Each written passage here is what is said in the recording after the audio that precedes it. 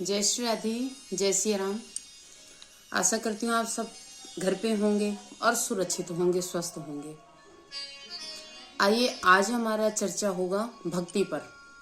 कई लोगों का प्रश्न होता है और कई लोगों के मन में भी विचार होता है कि ये भक्ति है क्या, भक्ति कहते कैसे हैं, भक्ति करनी कैसे चाहिए। तो भक्ति के 3 सूत्र होते हैं, ध्यान से श्रवण करें। यदि ये 3 सूत्र हम अपने जीवन में उतार लिए तो हम परमात्मा के भक्त बन जाएंगे। सबसे पहला सूत्र है संबंध, दूसरा विश्वास और तीसरा समर्पण। पहला, भगवान से संबंध बनाइए, कोई ना कोई रिश्ता बनाइए, जैसे कि माता पिता, भाई बहन, बुआ फूफा, मामा मामी, नाना नानी, कितने हमारे रिश्तेदार होते हैं। ठीक उसी प्रकार से भगवान से भी कोई ना कोई रिश्ता बना लीजिए। भगवान को मित्र मान लीजिए, या फिर पुत्र मान लीजिए, या फिर भाई मान लीजिए। कुछ भी रिश्ता बने, लेकिन सबसे पहले परमात्मा से रिश्ता बनाइए। दूसरा, विश्वास। जब हमारा रिश्ता बन जाएगा तो विश्वास अपने आप बढ़ने लगता है।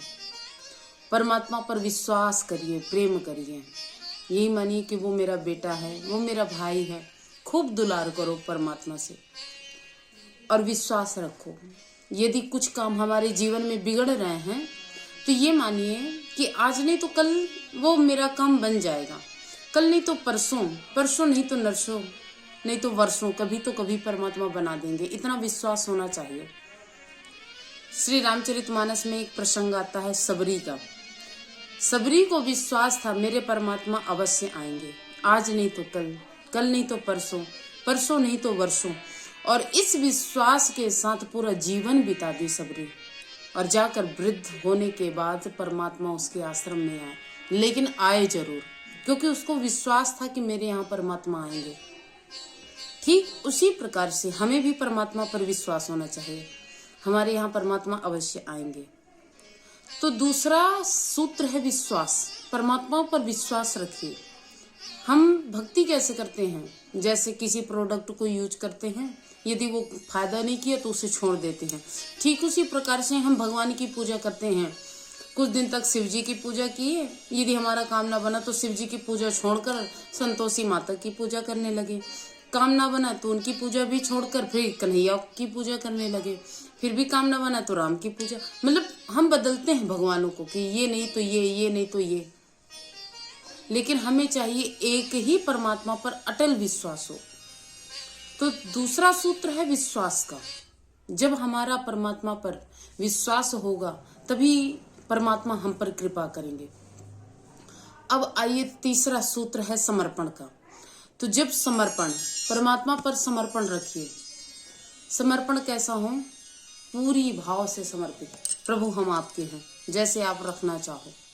जैसे एक छोटा सा बच्चा पूरी तरह समर्पित रहता है अपने माता पिता पर, और माता पिता जब देखते हैं कि मेरा बेटा अपने से कुछ नहीं कर सकता तो माता पिता भी पूरा ध्यान रखते हैं।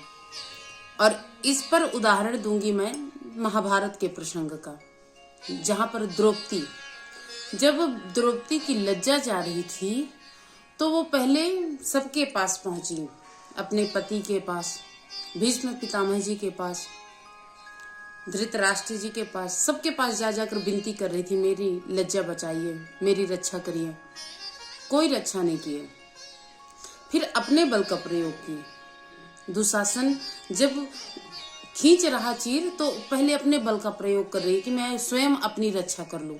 लेकिन जब देखी ना तो कोई साथ दे रहा है, अब मेरा बल भी हार रहा है, तो अंत में क्या कि दोनों हाथ उठाकर समर्पण भाव से परमात्मा को पुकारने लगी। और जब दोनों हाथ उठा दिए तो परमात्मा पर समर्पित हो गई। और जब परमात्मा पर समर्पित हो गई तो गोविंद आकर द्रौपदी का चीर बढ़ा दिए, और दुशासन वो चीर खींचते खींचते उसके प्राण निकल गए।